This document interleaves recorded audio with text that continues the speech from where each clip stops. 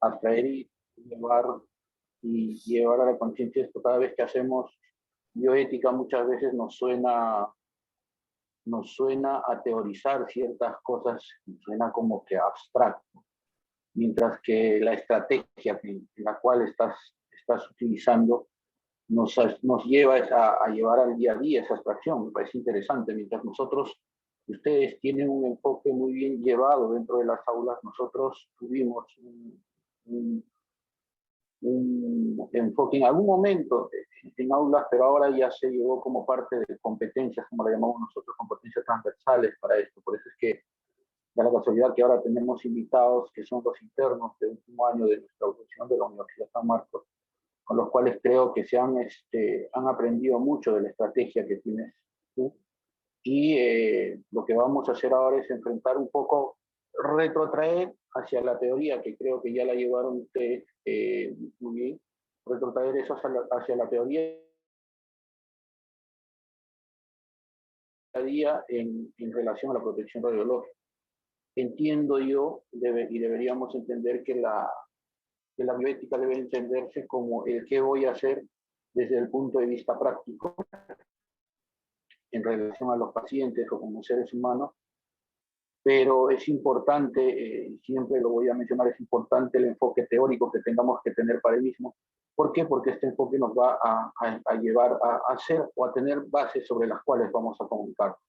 En estos momentos me encuentro dentro de mi sede, pero igual vamos a tratar de compartir con ustedes esto que comenzó como parte de lo que en algún momento fue dentro de mi experiencia, como ahí está, mi experiencia con la enseñanza de bioética para nuestra área de radiología en la promoción 2012, y luego el aprender de algunos cursos que llevamos en el Instituto de Ética de la Facultad de Medicina, del cual soy parte, cursos fomentados por UNESCO, cursos de formador de bioética, donde nos ayudó un poquito a poder abstraer un poco esto de las teorías, que es lo que vamos a enfrentar ahora. ¿No? Y un poco la experiencia en los dilemas, que es lo que vamos a tratar después, porque parte de esta charla está basado en cómo enfrentar los dilemas éticos en el día a día y llevar esto hacia la protección radiológica, que es uno de los pilares dentro de nuestro proceso de formación, que pienso yo, entiendo, donde se ve un poco más algunos dilemas con los cuales se va a compartir. Esto, para todo caso, es un enfoque teórico, y a partir de ahí se planteará cada uno, ¿no?, cómo poder enfrentar los dilemas del día a día. El siguiente, por favor.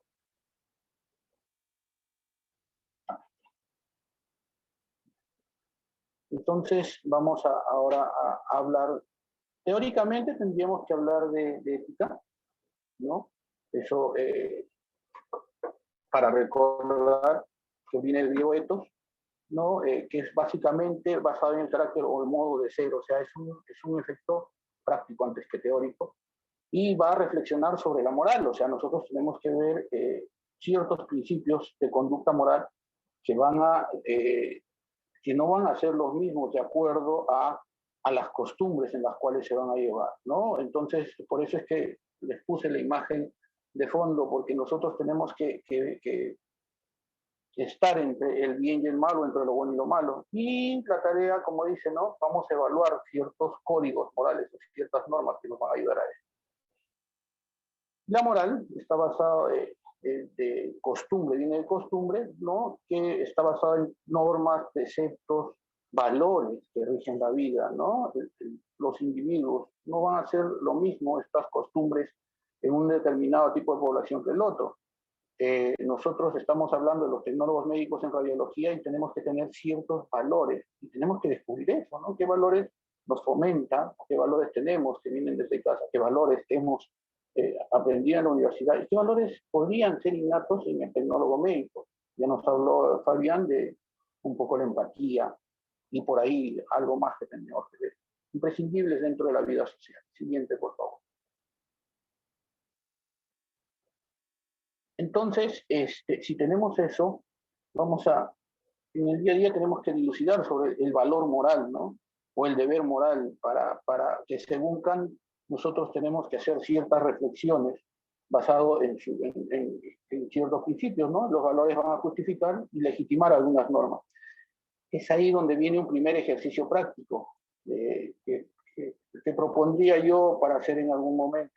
¿Cuáles son los valores que tenemos personalmente? Y ahí, en la práctica me ha tocado dilucidar personalmente y también en los alumnos, cuando vienes a consultar qué valores tenemos o qué valores son de casa, y tenemos un poco una confusión teórica entre valores y virtudes, ¿no? Mientras existen virtudes teologales, por ejemplo, como la fe, la esperanza, la caridad, ¿no? O virtudes y los valores como la vida, la obediencia, la paz, la esperanza, que también está. Entonces, ahí vamos a tener un primer encuentro con qué son valores y qué son virtudes, y cuáles son los valores que tengo yo. Revisando, tendríamos que hacer un ejercicio práctico sobre eso. ¿Y para qué nos sirve eso? En algún momento hicimos un ejemplo con algunos alumnos sobre qué voy a hacer yo en el corto, mediano, largo plazo, ¿no? O el plan de vida que tengo a corto, mediano plazo, pero basado en valores. ¿Y qué valores van a fomentar esto o qué cambios van a haber sobre eso? Entonces, eso es lo que nos va a llevar y cómo a través de ya juntando la moral, vamos a ver cómo se valora esto, ¿no? El proceso, vamos a tener, no sabemos que el proceso de valoración va a tener condiciones intelectuales, afectivas, que se supone las personas valoran al preferir, al estimar, al elegir una cosa, y nosotros tenemos que tener y descubrir cómo valoramos.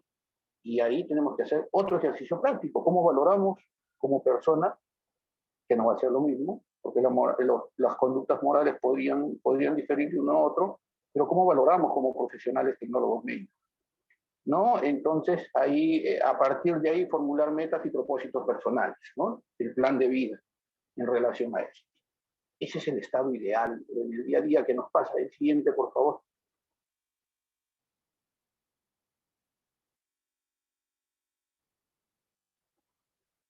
¿No? Entonces, cuando hablamos de la vida, para hablar un poco esto, siguiente, tenemos la representación del árbol de la vida, ¿no? Donde nos dice, y tenemos cómo trata a la vida desde diferentes perspectivas, ¿no? La moral nos dice, por ejemplo, que la vida es un derecho para todos. La ética nos dice que se cuestiona, y cuando hablamos de ética y de bioética, que es lo que estamos llevando, nos va a decir por qué va a ser importante la vida, o en qué me fundamento, ¿no? El cuestionamiento, ¿en qué me fundamento para que esa importancia sea así? Y ahí viene el valor. ¿Es importante esto? ¿Es lo más importante para el ser humano? Sabemos que sí, ¿ok? De la nuestra, pero ¿no? Y ahí podemos dilucidar. Entonces, en el día a día, es así como se enfrenta un concepto como la vida desde el punto de vista moral, desde el punto de vista ético y desde el punto de vista de valor. Entonces nosotros también tenemos que hacer un enfrentamiento, un cuestionamiento diario de lo que hacemos en relación a moral, a ética y a valor, ¿no? De algún quehacer que tengamos en el día a día. ¿Cómo lo vería la moral? ¿Cómo cuestionaría o filosofaría la ética? ¿Cómo mis valores pueden desarrollarse? Siguiente. Y cómo el deber, ¿no? Está prohibido matar. Ya los deberes vienen en conjunto con los derechos y quién nos va a regir esto. Siguiente, por favor. Cuando enfrentamos a esto desde el punto de vista teórico, vamos a encontrar que hay algunas fuentes de grandes doctrinas morales, ¿no? Las religiosas, por ejemplo, la moral hinduista, budista, confucianista, la moral cristiana, islámica y judía. Nosotros muchas veces, si estamos en un lugar católico, nuestra tendencia pues, va a ser que tengamos un tipo de moral cristiana. Luego, las filosóficas griegas y romanas, ¿no? Vamos a tener la cínica, hedonista, eudeneísta, estoica, y las contemporáneas, ¿no? La que en algún momento nos hablaba, la kantiana, la utilitaria, muy llevado en este último momento, la lesiana, anarquista y socialista y existencialista. Y ahora viene otro cuestionamiento. ¿Cuál es aquella doctrina moral que yo uso para dilucidar mis dilemas en el día a día? Lo habré enfrentado así muchas veces personalmente cuando comenzamos a hacer el constructo de esta charla, veo que no era así, que no es así, o que hacemos ciertas cosas basadas en costumbres, en moral, hacemos nuestro juicio moral, pero no tenemos ubicado teóricamente qué estructura o qué fuente de grandes doctrinas morales la que usamos. Siguiente, por favor.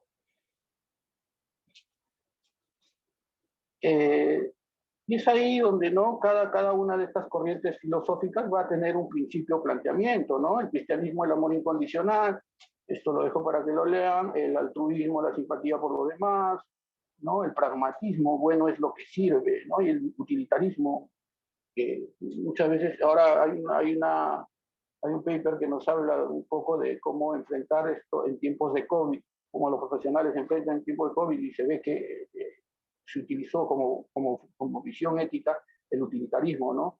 El mayor bien para el mayor número de personas, pero eso se llega contra una pared cuando tienen que dilucidar a qué paciente atiendo y a cuál no, cuál entra a UCI, cuál no, y todos los dilemas que se han enfrentado frente a, en estos últimos tiempos. Entonces, tenemos que dilucidar cuál es el que se usa por frecuencia o cuál es el que usamos de manera personal, ¿no? ¿Qué corriente filosófica es la que podríamos adaptar? Porque sí, hacemos deliberaciones éticas, hacemos deliberaciones bioéticas, pero no entendemos cuál o no hacemos el ejercicio teórico de qué es lo que usamos en el día a día. Siguiente, por favor. El que sigue, por favor. Siguiente. Siguiente, dale como 4 o 5 veces. En el día a día, nosotros podemos tener o dilucidar, ¿no? ¿Qué pasa en el día a día, por ejemplo, cuando queremos buscar la felicidad o cuando queremos hacer algo correcto? Hasta ahí nomás, uno antes. Cuando queremos hacer algo correcto, ¿no? Cuando queremos hacer algo correcto, decimos que podemos estar haciéndolo basado en una corriente utilitarista, donde es consecuencialista y vamos a tener un efecto de nuestras acciones, vamos a buscar la felicidad o utilidad, ¿no? Y si buscamos a la persona como un fin máximo, estamos usando un modelo kantiano, ¿no? Entonces, muchas veces buscamos solamente un fin, ¿no? Somos felices, ¿no? O pensamos en los demás para hacerlo. Entonces, ¿qué otro enfrentamiento o qué otra corriente o qué corriente utilizo yo para mi día a día, para tomar la acción, para tomar un paso correcto? Soy consecuencialista, utilizaré el efecto utilitarista, haré un fenómeno, utilizaré un fenómeno kantiano donde básicamente para hacer el acto o la derivación de algo puedo contar con alguna intención o no, o simplemente busco la felicidad y soy utilitarista y es lo que en el día a día me resulta.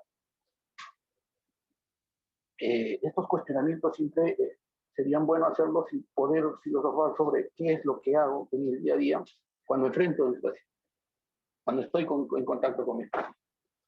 ¿No? El siguiente, por favor. Y eso es un ejemplo de una parte de todos los modelos que hay, ¿no? De todos los que hemos mencionado en algún momento. Entonces, basado en eso, nosotros tenemos el efecto que se llama el dilema, ¿no es cierto? Y sabemos que por concepto el dilema va a ser las situaciones problemáticas en las que puede resolverse mediante cierto tipo de soluciones. No siempre tiene que decirse que hay una solución exacta.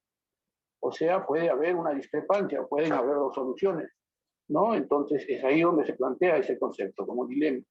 Siguiente. ¿Okay? No necesariamente hay dilemas, ¿no? Los dilemas no existen soluciones con las que pueden estar, o sea, bien o mal, una u otra persona. El siguiente, por favor.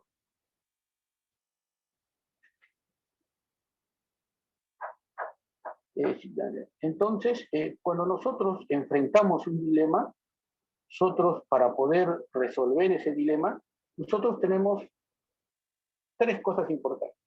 Los valores y virtudes que nos van a ayudar desde el punto de vista personal, la teoría que vamos a utilizar, ya sea la contemporánea, utilitaria o kantiana, y vamos a resolver estos dilemas también con la ayuda de un código profesional, ¿no? Nosotros en el Colegio de Tecnólogos tenemos un código ético. Entonces, y que se llama como tal el código deontológico, porque la deontología es la aplicación de la ética hacia el ramo profesional. Entonces, cuando nosotros queremos hacer elemento de juicio de los dilemas, nosotros tenemos que tener las herramientas con las cuales vamos a enfrentar este dilema. Y esas herramientas van desde los valores y virtudes, que tengo que saber qué valores y virtudes son las que uso. tengo que destacar algunos efectos teóricos o contemporáneos y a partir de ahí también hacer efecto de nuestro código de ética para ya dentro de lo profesional hacer el acto de nuestro día a día. Entonces, es así como yo puedo enfrentar un dilema ético, ¿no? Tengo herramientas para poder enfrentar, pero tengo que reconocerlas como tal. ¿Ok? Entonces tengo que hacer otro ejercicio práctico. Reconocer cuáles son estos, teóricamente, cuáles son estos elementos que yo tengo. De primera intención, esto nos sustrae a que nosotros tengamos que leer para nuestro acto el código de ética, código deontológico que nos acompaña, ¿no? Y a partir de ahí también ciertos deberes o la ley del profesional que nos puede amparar para poder dilucidar ciertos dilemas. El siguiente, por favor.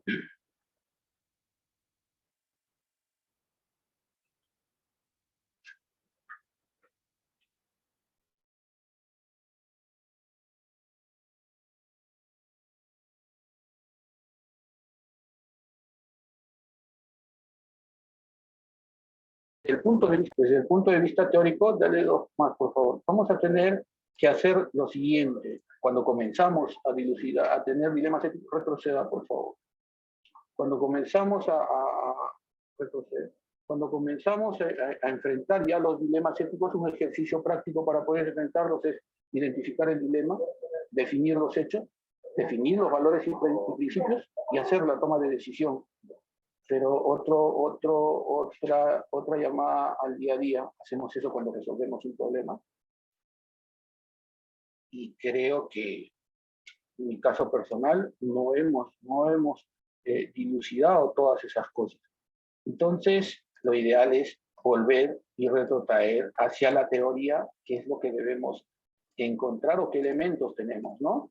Existen muchas teorías que nos dicen, los principios fundamentales para resolver un dilema ético son estos, ¿no? La identificación del dilema, la definición de los hechos, la definición de valores y principios y la toma de decisión.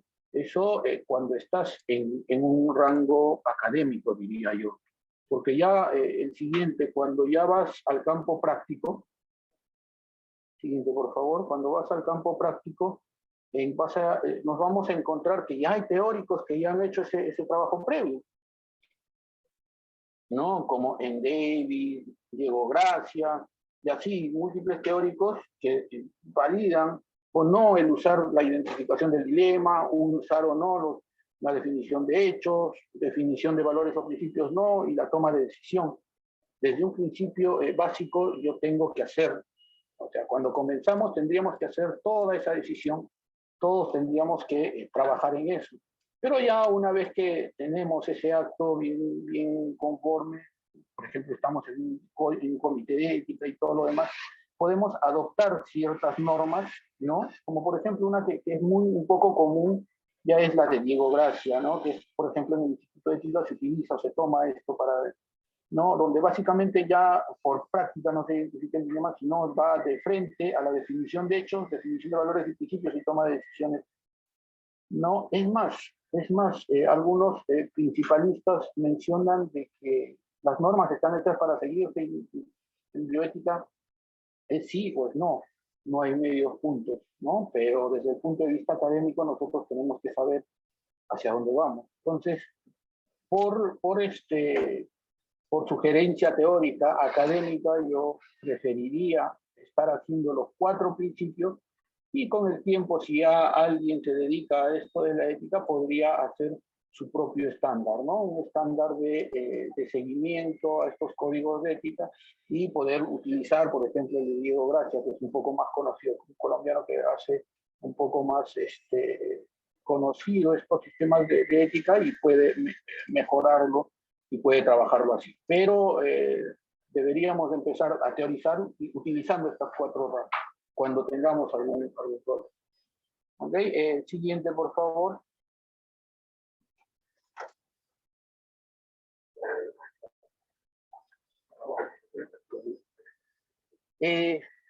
Dale, unos 4 o 5 a la vez. ¿Qué pasa cuando tenemos dilemas éticos en tecnología médica?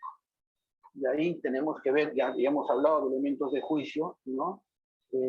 ahí nomás.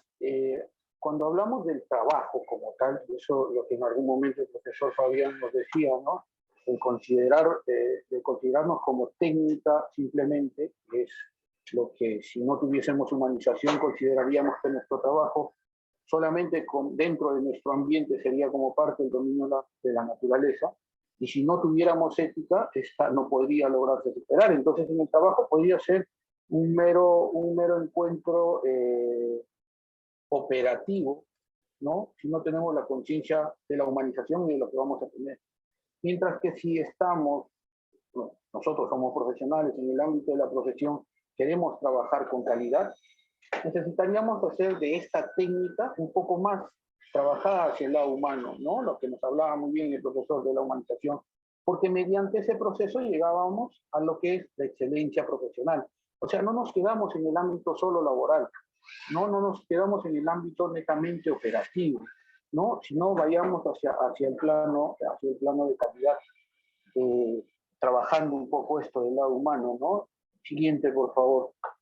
Y es así como podemos dilucidar, ¿no? En el día a día cómo se puede dar nuestro sistema.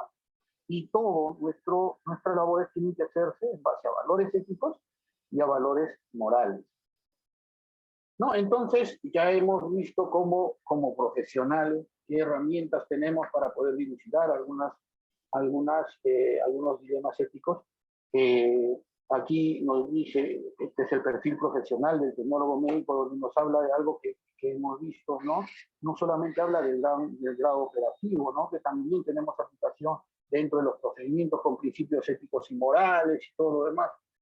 Pero al menos, pienso yo, hemos hecho algún acto de lectura de nuestro código de ética, o lo hemos repasado, o al menos lo habremos leído, o habremos hecho un acto de relectura o de saber que ya cambió 3 veces, y todo lo demás, ¿no? Que ya tienen nuevas versiones y todo. Entonces, eso nos dice que en el día a día, o al menos cada mes, deberíamos hacernos recordar de lo que estamos haciendo. Siguiente, por favor.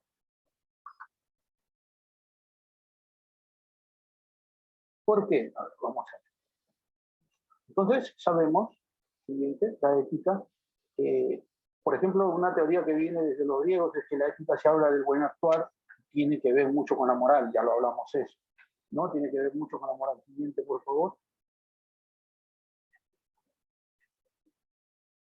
Siguiente. En las ciencias de la salud, ¿no? Nosotros ya no podemos hablar de ética solamente, sino que tenemos que hablar de bioética, ¿no? Ya tenemos que hablar de bioética. ¿Por qué? Porque ya estamos hablando de seres humanos, ¿ok? De nuestros pacientes en todo caso. Siguiente, ¿no? Y si vamos a hacer el acto, vamos a hablar de nuestro código de ética. Siguiente, ¿no? Entonces, la bioética, como tal, teóricamente, se dice que es un conjunto del estudio ético de los problemas relativos al ecosistema, a la vida, al desarrollo, a la desigualdad, a la globalización, muchos puntos que escapan solamente al lado humano, ¿no? Entonces, tenemos que saber eso también, ¿no? Y el objeto de estudio va desde el campo de acción dirigido hacia la conciencia moral, la moralidad, que es la que llamamos. El siguiente, por favor. Siguiente.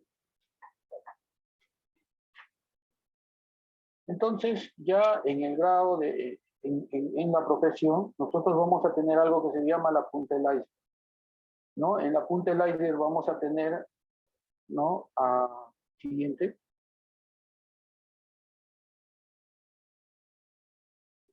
En la punta del iceberg vamos a tener nosotros como profesionales, siguiente, vamos a tener al paciente,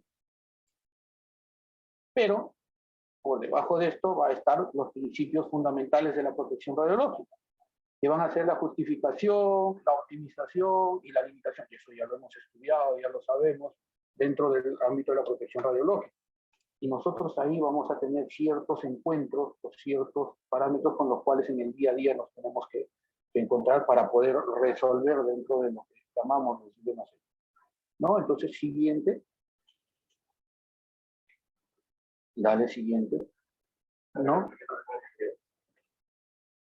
Ya. Justificar toda actividad con radiaciones ionizantes. ¿no? Entonces, los estudios imagenológicos solo deben realizarse si generan confianza, lo que el plano de justificación. Nosotros tendremos tenemos que entrar a ese campo, estaremos dentro de ese campo, si estamos en un centro donde podemos hacer eso, que la ley o la norma nos lo permita, que no necesariamente pasa por esto, el hecho de justificar muchas veces va por el lado médico, más que por el lado del tecnólogo médico. Entonces, el análisis costo-beneficio, riesgo-beneficio, está por ese lado.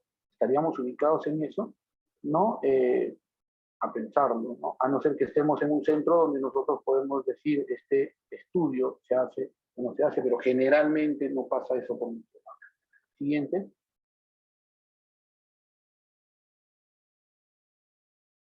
La optimización, sí. ¿Ok? Todas las acciones deberán ser realizadas, ¿no? El principio Lara, ahí sí estamos incluidos nosotros. Entonces, tan racionalmente, tan bajo como sea posible, no como principio como tal, pero en el día a día lo realizaremos. ¿Ok? Y ahí va un dilema importante, calidad de imagen versus tiempos, ¿no?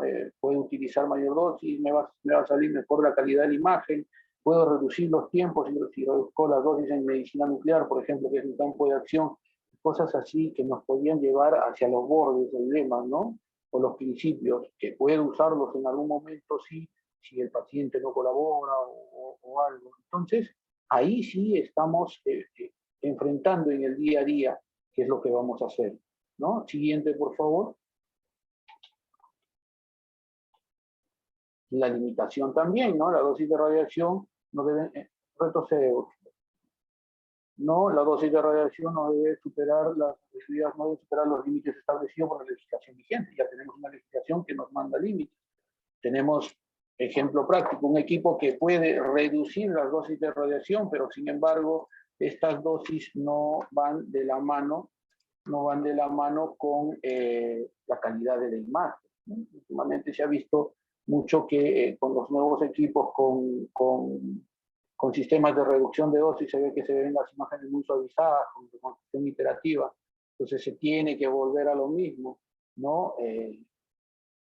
Podemos ingresar a eso, ¿no? Se plantea un dilema que tenemos que hacerlo, tenemos que limitar, es nuestra labor, reducir la cantidad de dosis de radiación manteniendo la calidad de la imagen, ¿no? Entonces, y a partir de ahí manejar o mejorar esos conceptos de día a día, ¿no? Ahora, aparte, puedo cambiar eso. Estoy en un centro, por ejemplo, donde donde se tiene que hacer que todo sea reproducible y todo se haga por estándares, ¿no? Frente a otro evento práctico donde, por ejemplo, yo pueda mejorar la calidad de la imagen a costa de la dosis de radiación, que no debería ser, ¿no? O que en algún momento se pida que en una coronaria sale como que para evitar los ruidos tenga que subir la dosis de radiación. ¿Y cuáles son esos límites con los cuales tengo que llevar?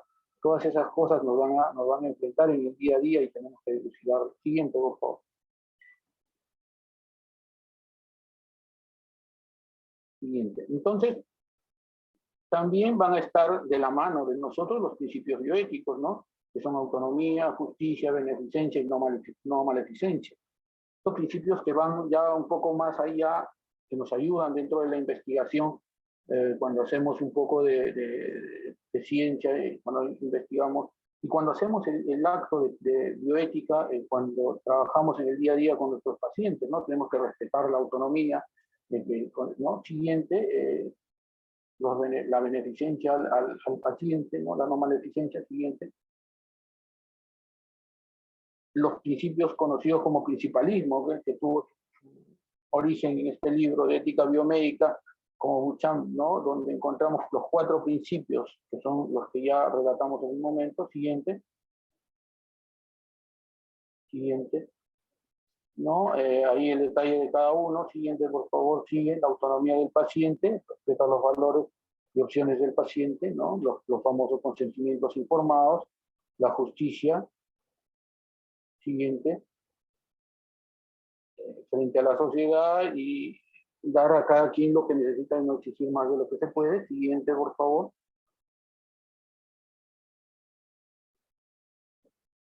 La beneficencia, siguiente, la relación de profesional de la salud y paciente, obrar en función del mayor beneficio para el paciente, ¿no? Estos son principios que nosotros deberíamos de tener como herramienta para nuestro día a día. Siguiente. Y la no maleficencia, siguiente, ¿no? Como profesionales de la salud, lo contrario a la beneficencia, lo que el principio común no sé. Siguiente, doctor. Continuamos. Entonces, tenemos estos elementos como parte de los principios éticos para poder actuar frente a los principios de la protección radiológica. ¿Ok? Entonces, eso va a devenir en el actuar. Nosotros, para poder actuar, tenemos que al menos hacer el ejercicio práctico siguiente de reconocer cuáles son básicamente las condiciones teóricas que tenemos. Siguiente, por favor, ya estamos casi en la parte final. Sabemos que, y ya nos habló el profesor muy bien, en la evolución de la medicina, la relación médico-paciente se da mucho, ¿no? Basado en el acto médico. Basado en eso, nosotros tenemos que hacer un efecto práctico en algo que se llama, y el acto del tecnólogo médico, ¿no? La relación frente al paciente, la empatía con el paciente, ¿ok? Porque mucho está escrito de los principios bioéticos en relación a dilemas bioéticos en el grado médico, pero muy poco hemos descrito, mea culpa de nosotros, sobre dilemas bioéticos basados en el acto del tecnólogo médico y del tecnólogo médico en radiología en sí, ¿no? Y ahí poder defender el acto del profesional tecnólogo médico como un acto basado en ciencia, ¿no? Y son estas ciencias las que nos dan el aporte para poder hacer nuestro quehacer diario, y no un acto netamente práctico o un acto netamente operacional, ¿no? Siguiente, por favor. Siguiente. Existe un trabajo muy importante hecho por Diego Gracia, donde nos habla sobre, ya hablando de perspectivas, los acontecimientos que han modificado la actividad médica, ¿no? Esto para un poco apoyado en lo que nos habló el profesor Fabián, ¿no? Y nos habla de una tendencia hacia la ultraespecialización, la sofisticación de los procedimientos de diagnósticos y terapia, hacen que lo que nos hablaba el profesor de la humanización se esté perdiendo y estamos tecnificando nuestra ciencia, ¿ok? Pero nosotros seguimos, gracias a lo que tenemos, seguimos en la relación con el paciente y esto nos va a ayudar. Siguiente, por favor. Y esto es lo que nos ayuda, ¿no? Mientras tengamos ese, ¿no? Esto basado en este principio. Siguiente. ¿No? Y ahí nos dice la aceptación de la salud como un derecho, el crecimiento. Esta es una de las conclusiones a las que llega. El paciente se ha visto más como un objeto de lucro, como una persona doliente y necesidad de ayuda, ¿no? Entonces, la empatía, el poder ver eso, el poder ponernos en la posición del paciente, el aceptar como tal, ¿okay? Como parte de lo que tenemos que hacer. Siguiente.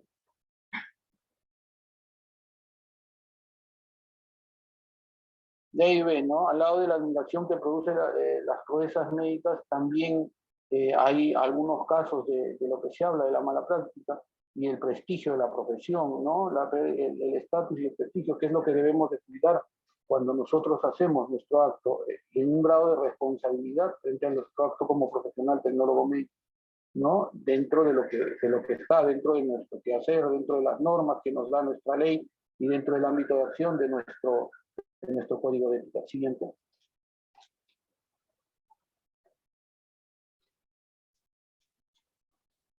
¿No? Entonces, eso también nos habla de esto, de la relación médico-paciente, como lo diría Diego Gracia, que tradicionalmente se hablaba de la relación médico-enfermo, ¿no? Y esta relación de manera dinámica con esto de la superespecialización y todo, como él lo conoce en Colombia, se habla de la relación sanitario-enfermo, o ya no de la relación médico-enfermo, sino de la relación del profesional de la salud frente al enfermo, porque son muchos los que tienen contacto con el enfermo. Siguiente.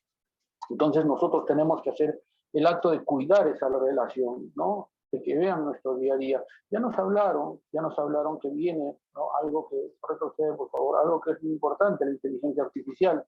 Y hay tópicos de inteligencia artificial o o radiomics, ¿no? Que lo que van a hacer es, si perdemos ese lado humano, que ya muy bien hemos tratado, si perdemos ese lado filosófico que nos va a traer nuestro quehacer en el día a día, podemos llegar a hacer, a, a dejar de lado nuestro quehacer o nuestro acto, porque simplemente está a la par de esto, ¿no? La inteligencia artificial, y conceptualizar esos datos, ¿no? De los datos como Big Data, como aprendizaje profundo, y poder pararnos y decir cuál va a ser nuestro quehacer en el día a día cuando tengamos eso al lado de nosotros, como ya en la actualidad.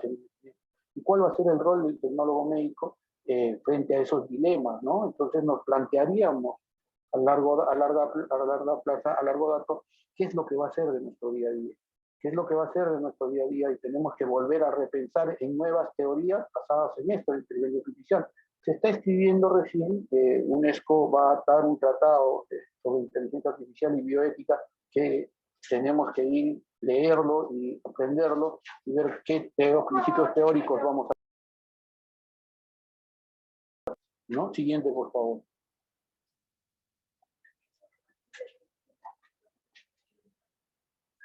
Bueno, con esto no me queda más que agradecerles. Hemos terminado para compartir, por favor, con este encuentro teórico sobre lo que es los dilemas bioéticos y la protección radiológica, y un poco abarcando sobre nuestro quehacer en el día a día. Agradecer un poco a la Universidad de Viña, porque gracias a ellos, en colaboración con el profesor Osmar y el profesor Fabián, podemos llegar a ustedes con esto que es un poco nuestra experiencia en el ámbito de la bioética, en el ámbito profesional. Yo me dedico a la medicina nuclear en el día a día, pero también hago actos de ética y de ética de la Facultad de Medicina, y es importante que todos llevemos ciertos tópicos que hemos tratado y que esto despierte un poco el interés en ustedes. Muchas gracias.